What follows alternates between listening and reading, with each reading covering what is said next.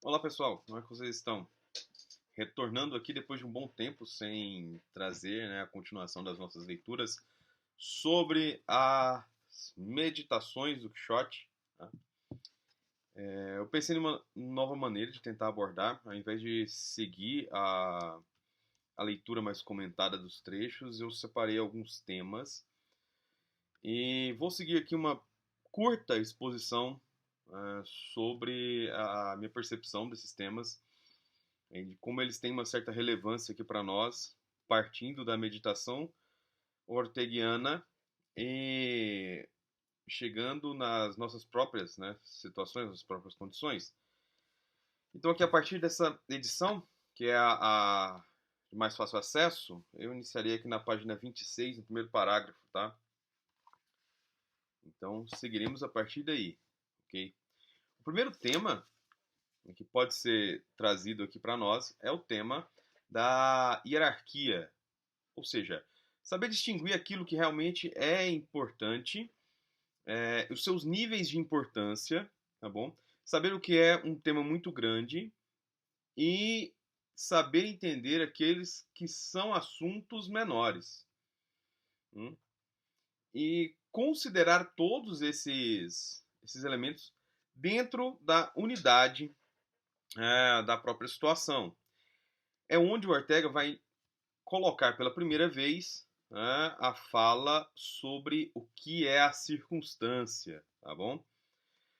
Quando a gente medita aquilo que nos é a nossa realidade, a nossa condição, nós vamos encontrar, claro, os grandes temas, os grandes assuntos. Né? E esses temas e assuntos, eles necessitam de uma base, ou seja, de um ponto de partida que é um ponto de partida inquestionável.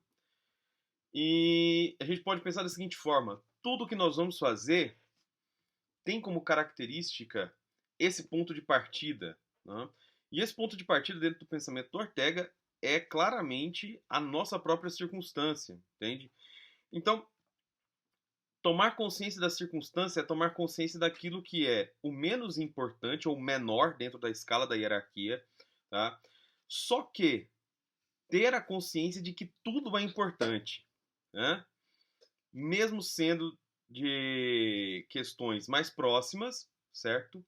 As grandes questões estão mais distantes. Ou seja, para eu partir a uma meditação metafísica ou ontológica, né, eu preciso ter a consciência daquilo que está comigo, aquilo que é mais próximo. Em um termo também que é orteguiano, né, eu tenho que ter consciência da minha vida. Por quê? Ora, sem eu saber como estou, onde estou e quais são as ferramentas, digamos assim, quais são os meios que eu tenho de ação, ou elementos que eu tenho para partir dos grandes feitos, das grandes análises, tudo ficará mais pobre, entende? Então, essa pobreza, ela dificulta o entendimento, tá? Ela dificulta o trajeto e nos afasta dos pontos mais importantes. Onde ele vai colocar, né, que o homem ele rende o máximo quando ele tem pleno conhecimento das suas próprias circunstâncias, do mundo que o circunda. E é onde ele vai colocar circunstância, circunstância. Né? As coisas ao nosso redor. E são as coisas que se oferecem para nós de alguma determinada forma. Né? Ou seja, na nossa relação imediata com todas as coisas, tá? Nós temos ali todos os meios de ação para chegarmos onde planejamos chegar. Né? Porque não adianta eu ter grandes planos, eu ter grandes aspirações, se eu não consigo lidar no momento preciso, né, com aquilo que me é imediato e que é a porta pela qual eu vou atravessar e iniciar toda a minha caminhada. Entende? E ele usa aqui o exemplo do heroísmo, né, num trecho muito bonito, que esse eu farei questão de ler, né, que dá o tom, né, de muitas ações que realizamos, né, normalmente nos distanciando da nossa circunstância imediata, em prol de elementos distantes, né, longínquos e que não poderão ser alcançados na sua totalidade, ou melhor, na sua plenitude, sem o devido carinho, sem a devida atenção para aquilo que nos é imediato. Veja aqui, ele comenta: poucas leituras terão me comovido tanto como essas histórias em que o herói avança, ligeiro e ameaçador, feito um dardo rumo a uma meta gloriosa, sem reparar que segue ao seu lado, com um rosto humilde e suplicante, a donzela anônima que o ama em segredo, levando em seu braço, levando em seu branco corpo, com o coração que arde por ele, brasa amarela e vermelha, onde em sua honra se queimam aromas. Quiséramos fazer um sinal ao herói para que inclinasse por um momento o seu olhar na direção daquela flor incendiada de paixão que se ergue a seus pés. Todos nós, em diferente medida, somos heróis e todos suscitamos ao nosso redor humildes amores. Somos heróis, combatemos sempre por algo distante e pisamos em nosso passo em violetas aromáticas. Aqui, a grande questão é o descaso ou a falta de atenção, a falta de meditação, a falta da atenção necessária para aquilo que é o começo de toda a ação, de toda a jornada. Entende? Sem esse cuidado, sem essa atenção para a circunstância, que é justamente aquilo que nos dá meios de ação, né? É o nosso primeiro passo, é o lugar do qual eu irei sair. É um lugar que me cede os recursos, tá, para que eu venha a realizar qualquer outra coisa. Então veja bem, sem entender da maneira correta o que são as circunstâncias imediatas, né, fica difícil trabalhar naquela aventura que me é muito distante. Então vou usar aqui um exemplo rápido, né? Você pode estar assistindo isso ou ouvindo, não sei, de um computador, correto? E a partir desse computador, se você não tem vamos dizer assim, uma plena atenção a tudo que ele pode trazer, né? Ele fica ali como uma simples televisão era, né? Você vai colocando ali as coisas para rodar e tudo mais. Só que se uma pessoa trabalha com o computador para ela já tem um outro nível, né, de circunstância que é superior àquele que utiliza o computador apenas para assistir coisas, né? Para assistir YouTube, para assistir filmes, séries, etc. O computador ele é meio de trabalho, meio de sustento. Outros utilizam, para além disso, como meio de estudo, meio de crescimento. Então, ou seja, o computador, minha circunstância imediata aqui, nesse momento, é o que eu utilizo para essa gravação. Então, ele me é tanto meio para estudo, meio para diversão, meio para criação desse vídeo, do registro dessa minha reflexão, dessa minha meditação, e acaba que se eu não tivesse explorado, né, o computador, ele continuaria sendo simplesmente, sei lá, uma máquina de escrever somada a uma tela para eu poder assistir uns filmes às vezes. Entende? Então, quando eu presto atenção nesse computador, observo as possibilidades que estão inseridas dentro do uso dessa ferramenta, ela irá se mostrar para mim de uma outra forma. A minha percepção, né, irá mostrar que as possibilidades do computador, né, ou seja, a gravação do vídeo, a edição de textos, o compartilhamento, né, desse material, eles estão presentes nas possibilidades do computador e se eu não der atenção a elas, ficarei com um instrumento que não foi utilizado da melhor forma que ele pode ser utilizado. Ele é utilizado, né, apenas de maneira imediata, né, sem reflexão, sem o domínio daquilo que está nele, né? Ou seja, o homem rende o máximo com o domínio das suas circunstâncias. Então eu tenho que ter um domínio desse computador que não é só dele, porque outras coisas me circundam. Então, por exemplo, os livros estão aqui me circulando, eles são parte da minha circunstância imediata. Só que o livro por si mesmo na estante não faz nenhuma diferença, né? A não ser se for para montar um estúdiozinho bonitinho, né? Cheio de frufru e tudo mais. O livro ele precisa ser lido, ele precisa ser manuseado, ele precisa ser absorvido para que ele tenha a sua função primordial realizada, né? A função de me ser um presente para doar a alguém é uma outra função que está relacionada a ele também, que pode ser relacionada a ele, da mesma forma que servir de objeto de decoração também pode ser, né? Mas são todas funções secundárias, né, para aquilo que de fato o livro foi desenvolvido, ou seja, manter nele, né, um determinado conhecimento que possa ser absorvido por outros. Tá? E o que segue nessa meditação é a observação do Ortega que, né, como a vida humana, né, chegou num nível de individualismo, né, chegou num nível de percepção das pequenas coisas, na qual essas pequenas coisas não têm tanta relevância, né, ou seja, a partir do século XIX, quando ele vai apontar isso, é muito mais interessante e é muito mais salutar as pessoas estarem dispostas a orientar as suas vidas para as ações políticas.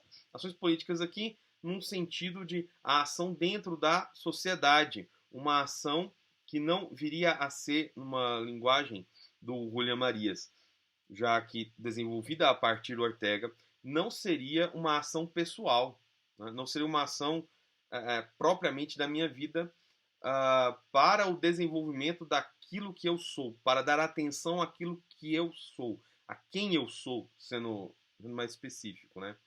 Quem eu sou não é a atividade externa política que eu faço, mas durante muito tempo se relegou às coisas pequenas, né, um segundo ou terceiro plano, no qual a gente pode ver alguns fenômenos contemporâneos que têm relação com isso na seguinte medida. Tudo deve ser pensado a partir da característica da produtividade. Então, nenhum momento mais é um momento de pura distração, é um momento de puro entretenimento, é um momento de descanso, mas tudo tem que ser pensado a partir da produção e da exibição, né? Lembrando as nossas conversas no grupo sobre o filósofo K-pop sul-coreano Byung-Chul Han, né? Quando ele trata da sociedade da transparência, ele está falando, né, sobre justamente essa dificuldade do íntimo, do pessoal, do, daquilo que deveria ter, né, um espaço que não é dividido, um espaço que não está disponível para todo mundo, compreende?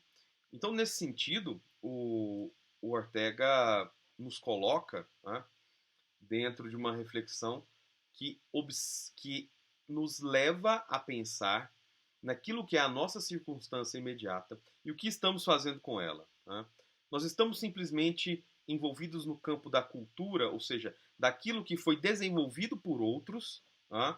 O que foi desenvolvido por outros e que nós tomamos para nós, né? Ou seja, o campo das ações já mediadas por outros, aquilo que foi desenvolvido por alguém e que se tornou lugar comum, ou seja, já foi interpretado, já foi ordenado, simplificado e transformado em cultura comum.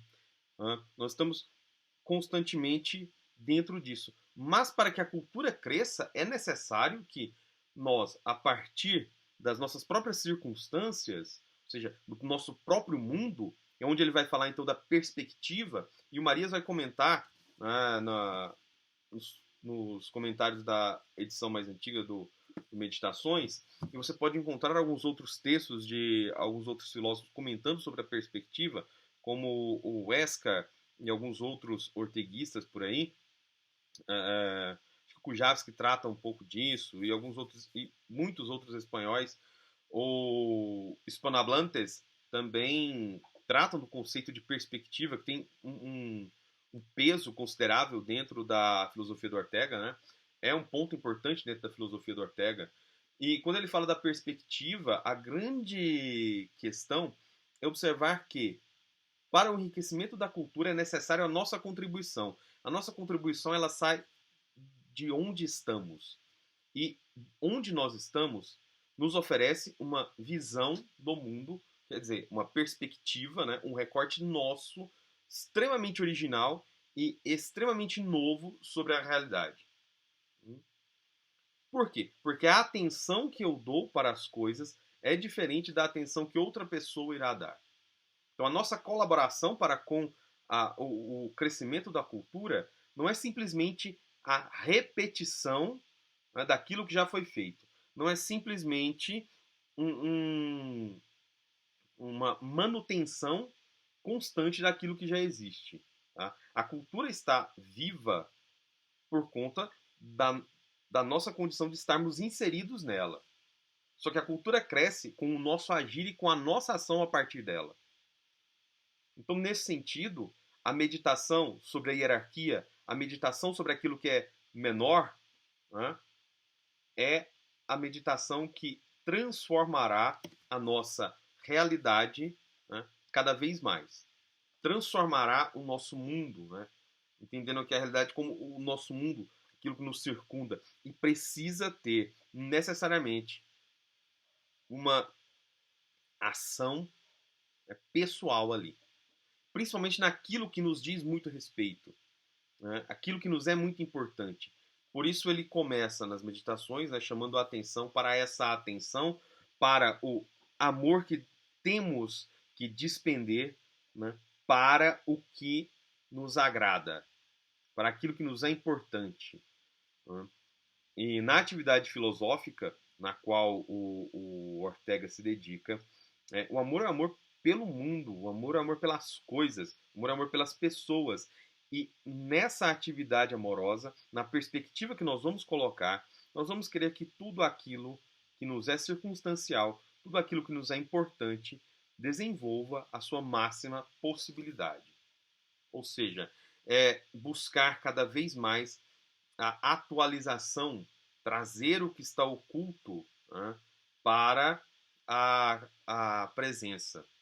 E já colocando, né, esse trazer o que está oculto nunca é transformar a coisa que nós estamos investigando, aquilo que nos é caro, né, transformar ela em algo transparente. Né? É, na verdade, uma forma de extrair dela, como se extrai uma figura de um mármore, e que nunca será possível, mesmo com o mármore pronto, chegar ao fundo do mármore, porque para isso, né, temos que quebrar, triturar o mármore, e mesmo assim nós destruiríamos o mármore, mas não conseguiríamos entender ali, ver o mármore em todas as suas posições, em todas as suas dimensões. Tá? Então, essa atenção para aquilo que é pequeno, ela é de importância fundamental para o desenvolvimento de tudo aquilo que é grande. E é onde o Ortegão vai colocar depois uma outra observação que tem um peso fundamental, que é: para quem o pequeno não é nada, o grande não é grande. Ou seja, se eu não dou atenção para o que está próximo, né, se eu não consigo, né, extrair o melhor daquilo que está ao meu redor, eu não vou conseguir realizar nada do que eu proponho que seja muito grande. Né? Mais à frente ele vai comentar sobre essa atividade heróica ordinária. Né? Vamos deixar para quando chegarmos nessa parte, que não está longe, inclusive. E ao comentar sobre isso, nós veremos, né, o quão importante é tudo isso. Né? E aqui nós chegamos numa percepção incontornável da filosofia do Ortega, que é a observação que ele faz. A reabsorção da circunstância é o destino concreto do homem. Quer dizer, saber, né, o que está ao meu redor, ter plena consciência disso que me é imediato, é uma função que eu tenho, é uma obrigação que eu tenho para a realização de qualquer coisa. Se formos pensar dentro da filosofia do Ortega, o que isso quer dizer? Quer dizer que sem esse meu mundo onde eu estou, fica extremamente complexo eu encontrar um ponto de apoio inquestionável para realizar a atividade intelectual do filósofo. E podemos colocar ainda de várias outras maneiras. Né? Qualquer outra atividade, descartando isso que é o pequeno, ou seja, que é o imediato, que não é o grandioso que nós buscamos, ela se perde. Então vejam só, né? Quando o Ortega chama atenção para esse detalhe do que é pouco, do que é pequeno, ele imediatamente nas minhas reflexões, me lembrei do texto do próprio Evangelho, né, da parábola dos talentos, no qual a grande observação, né, do Senhor que deixou os talentos para os seus empregados era que servo bom e fiel, já que fostes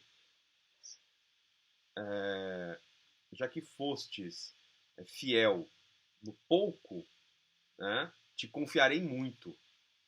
Ou seja, se nós não temos essa atividade de lidar bem ou de aproveitar o pouco que nos é dado, né, não receberemos muito. É o que acontece com o servo preguiçoso que enterra o talento. Né? Servo mau e preguiçoso. Sabias de todo o meu poder, mas, né, não fez nada. Não fez nada. Esse servo é aquele servo que não pensa em todas as possibilidades que ele tinha para o trabalho com aquele único talento que lhe foi confiado. Ou seja, ele não pensou, ele não meditou. Restou a ele ser jogado, né, nas trevas, onde haverá choro e ranger de dentes. E eu acho que isso revela para nós o destino daqueles que não pensam, né, não meditam, não desenvolvem a própria circunstância. A considerar que, sem essa meditação, nós não saímos dos nossos sonhos grandiloquentes de, sei lá, qualquer coisa que tem aí na cabeça de cada um que seja extremamente grandioso. Quer dizer, as nossas projeções futuras não ganham espaço na nossa vida, porque nós não sabemos partir de onde estamos com o que temos para conquistá-las. Certo? É isso. Até o nosso próximo encontro. E continuem lendo as meditações do Quixote. Abraço.